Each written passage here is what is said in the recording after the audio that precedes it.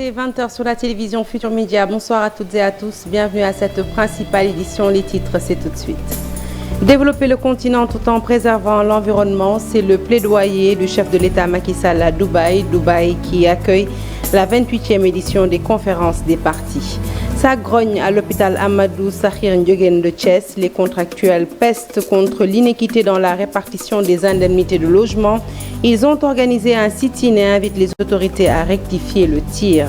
En brassard rouge, les habitants de Ndiane, commune de Yang, dénoncent l'affectation de leurs terres à un particulier.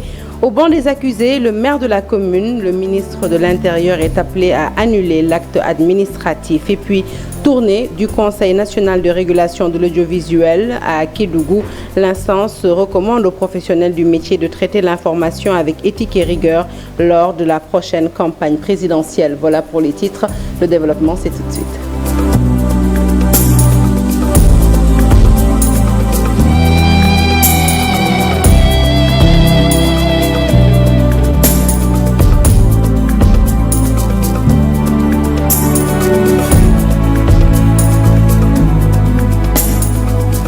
Bonsoir à toutes et à tous. Un journal que nous ouvrons donc tout de suite avec la COP 28 qui se tient à Dubaï, à l'instar de la communauté internationale. Le Sénégal y est représenté par le chef de l'État. Macky Sall estime que le développement économique doit se faire dans le strict respect de l'environnement. L'utilisation des énergies ne doit en aucun cas se faire au détriment de la planète et nous n'excluons pas d'y revenir certainement lors de nos prochaines éditions. Plus de 3500 hectares de terres prochainement réhabilités par la direction des eaux et forêts. Objectif, la lutte contre la déforestation. Les eaux et forêts sont soutenues dans cette démarche par la coopération belge prête à investir une enveloppe de 520 millions de francs CFA sur 3 ans. Mamadou Fall, Amadouba pour les détails. Redonner aux forêts sénégalaises leur verdure dans le temps est l'objectif de la direction des eaux et forêts en collaboration avec la République belge via l'ONG Enabel. Plus de 3500 hectares de terre sont pris en compte. La direction veut protéger le sol sénégalais. Nous avons mené des activités sur le terrain, notamment de reboisement, de conservation des sols et d'élaboration du plan d'aménagement de la forêt classée de Birkelane, parce que le projet Portefeuille Climat Enabel nous accompagne dans l'élaboration et la mise en œuvre de l'aménagement de la forêt classée de Birkelane, comme vous le connaissez, qui est dans un état de dégradation. Maintenant, le plan d'aménagement est élaboré et là, l'accord va permettre la mise en œuvre. Il y a d'autres actions également qui sont prévues par rapport à la gouvernance foncière, à la gestion des écosystèmes, des ressources naturelles. Plus de 520 millions dégagés pour une durée de 3 ans afin d'accompagner l'État sénégalais. Accompagner pour assister techniquement et aussi opérationnellement donc le partenaire ici, donc la direction des eaux et forêts et la partie décentralisée, donc comme je disais au niveau des secteurs de Gossas, de Birkelane et de Guinguinéo et les brigades pour la mise en œuvre des différentes actions que le colonel a déjà citées en termes de restauration des terres dégradées, en termes de plantation, en termes de plans d'aménagement, entre autres, pour la forêt classée de Birkelane et surtout la réhabilitation de la forêt. Comme vous le savez, c'est une forêt qui est malheureusement fortement dégradée. Et donc il y a une part du budget assez importante pour, suite au plan d'aménagement et de gestion qui a été élaboré et restitué aussi fin du mois d'octobre, de pouvoir réhabiliter donc cette forêt dans les prochaines années. Le programme de la lutte contre la déforestation a été lancé il y a de cela 1 an. Un programme qui également va renforcer la lutte contre les changements climatiques. Allez, parlons à présent de la campagne de commercialisation de l'arachide. Le collectif Arsuno Momel plaide une ouverture des frontières pour un meilleur écoulement. C'est dans l'intérêt des producteurs, selon les membres de ce collectif qui sillonnent depuis l'ouverture officielle de la campagne certaines villes et communes du bassin arachidier. À l'étape de Ngalagne-Kop, un village de Ngayochem, les paysans ont dit tout leur désespoir. Ils s'attendaient à un prix beaucoup plus intéressant que les 280 francs CFA fixés par l'État du Sénégal. Le point, c'est avec Aminata Goudjabi Abdoukarim Bey. Ces producteurs de Ngalagne-Kop, un village non loin de Niakhar, ne sont pas très enthousiastes du démarrage de la campagne de commercialisation de l'arachide. Ils ont obtenu d'assez bonnes récoltes, mais démoralisés par le prix fixé pour le kilogramme. Vous le savez, le riz, l'huile et les autres denrées sont devenus très chers. La vie est dure, le gouvernement devrait au moins fixer le prix du kilogramme à 400 francs. Nous avons beaucoup de dettes à la banque et c'est avec l'argent de l'arachide que nous espérons payer. Ce 30 novembre, c'était l'ouverture officielle de la campagne arachidière, mais en réalité, la vente a déjà démarré avec des prix plus intéressants sur le marché. Avant même que le prix ne soit fixé, certains producteurs avaient commencé à vendre dans les marchés hebdomadaires à de bons prix. Mais puisque le prix officiel a été fixé, il sera difficile de vendre à certains prix. Autre décision qui fâche, l'interdiction d'exporter les graines vers les pays limitrophes. Le mouvement Arsounou Momel a entamé une tournée dans les villages et communes pour s'imprégner du début de la campagne de commercialisation. Il faut que l'État ouvre les frontières. Comme ça, les producteurs auront le choix de vendre au plus offrant. L'année dernière, certains ont pu vendre leur arachide à 500 francs le kilogramme. Un plaidoyer est fait pour l'implication des vrais producteurs dans le processus de fixation du prix plancher. Le fond du problème, c'est que les producteurs à la base ne sont pas souvent impliqués dans le processus de fixation du prix. Il y a des réalités que les décideurs ignorent.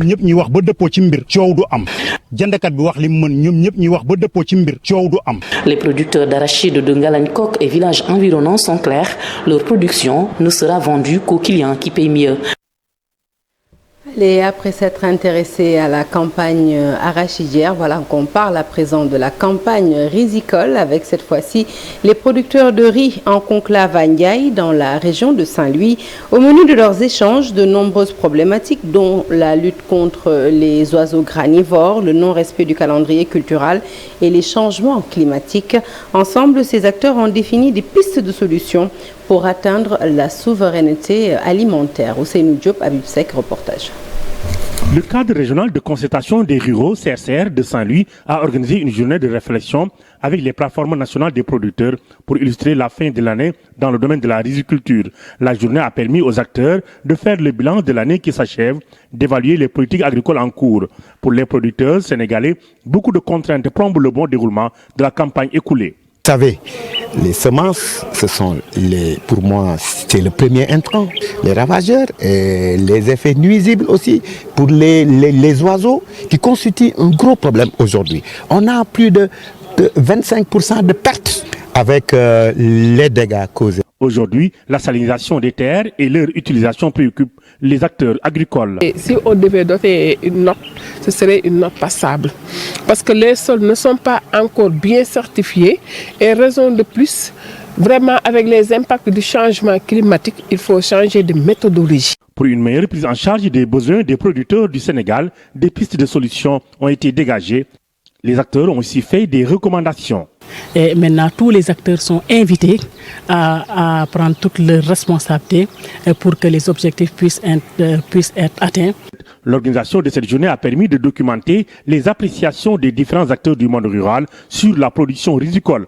Les résultats vont également soutenir le plaidoyer et l'affinement des solutions pour une riziculture définitivement tournée vers la souveraineté alimentaire. Sit-in des contractuels à l'hôpital Amadou Sakhir Ndiogène de Thiès. Ils dénoncent une partialité dans la répartition de leurs indemnités de logement. Ils demandent aux autorités de rectifier le tir. Cheikh Anta Diop, c'est la tire.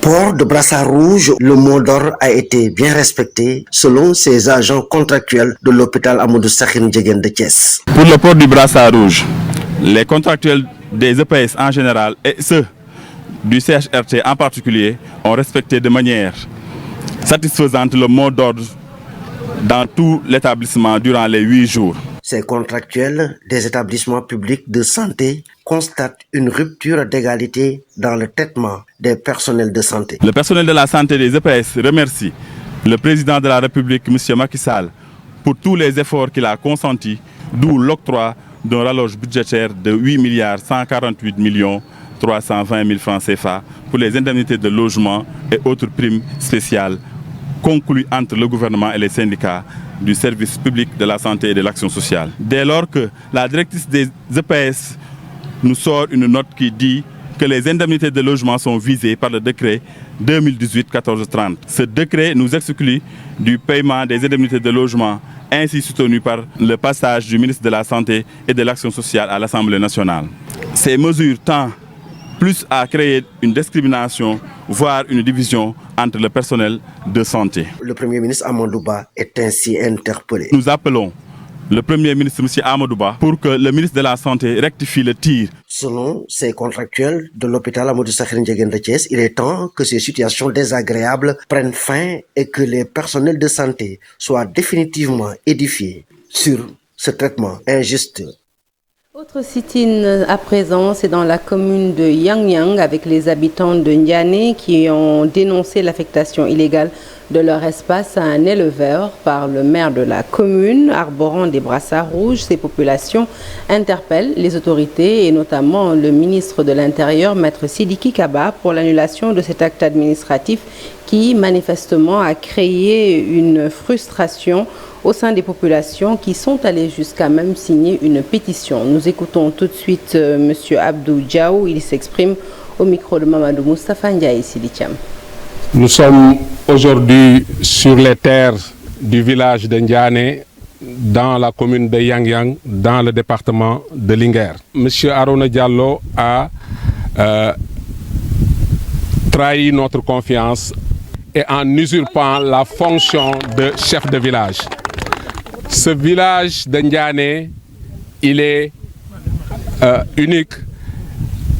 Son intégrité territoriale ne peut faire l'objet de marchandage. Nous n'avons jamais accepté que même un ressortissant de Ndiané crée un village dans ce village.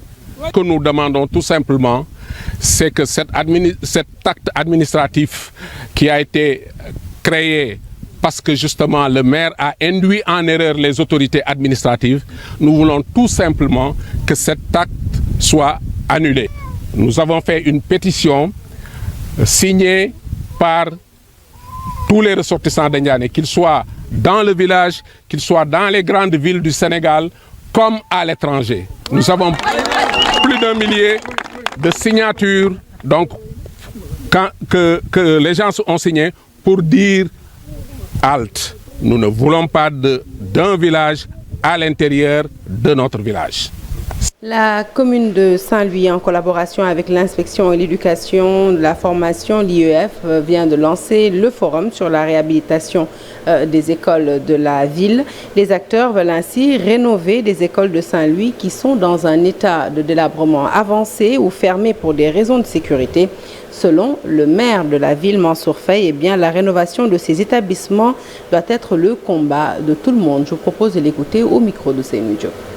Confronté à un problème très important, le problème donc de la vétusté des établissements scolaires élémentaires et primaires. Et il est important, à notre niveau, de prendre toutes les dispositions nécessaires pour que des solutions soient prises à ce niveau. Et en cela, solliciter l'accompagnement non seulement des pouvoirs publics, mais aussi des partenaires sociaux, des partenaires techniques et financiers, pour que, en fait, cette situation qui ternit un petit peu l'image de Saint-Louis puisse trouver, disons, réponse. C'est une urgence, bien que l'État projette, dans le cadre du budget de 2024, budget qui vient d'être voté hier, a prévu de mettre une enveloppe pour la réhabilitation des écoles en état de délabrement avancé. Le Conseil national de régulation de l'audiovisuel en tournée à l'étape de Kédougou. Une journée de sensibilisation a été organisée au profit des professionnels des médias. Le CNRA a invité les journalistes à plus de professionnalisme dans le traitement de l'information lors de la prochaine campagne électorale. Le compte-rendu est signé Ibrahima Djebakhate.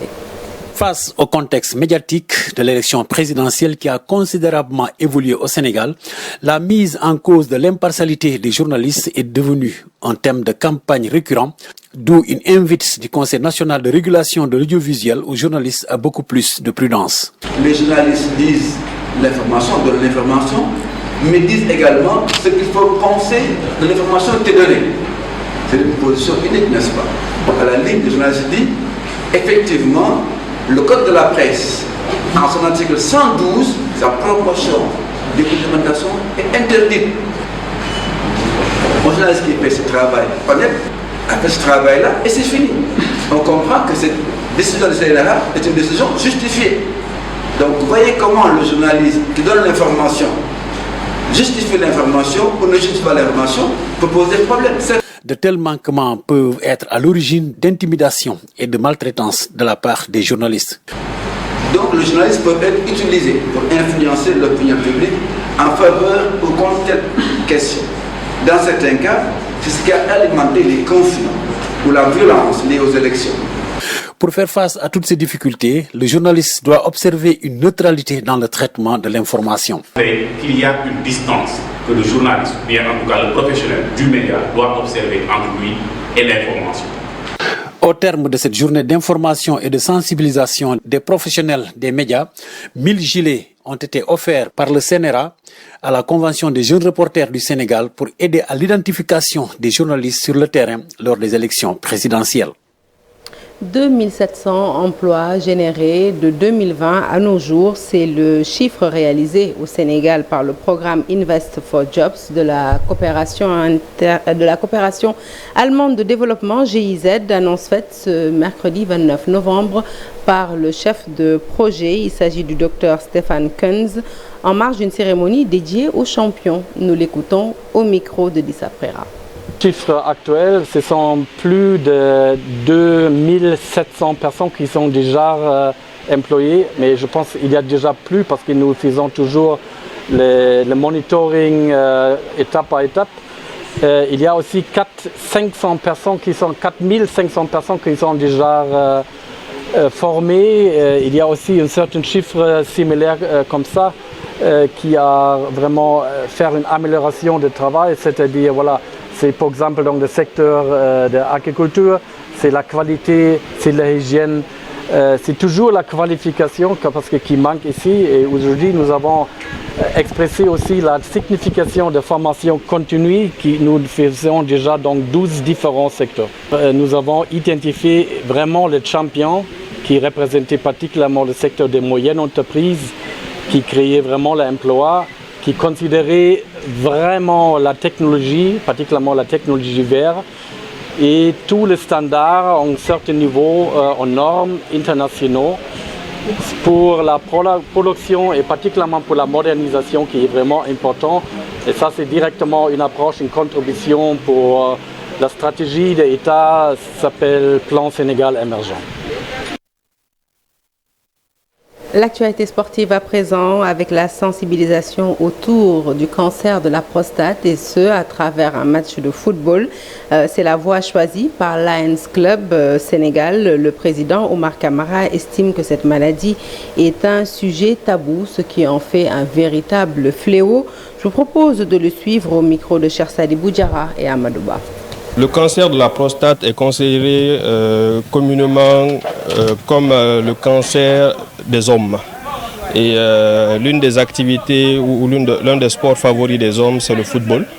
Et nous nous sommes dit, organisons le match et ça va beaucoup plus leur parler.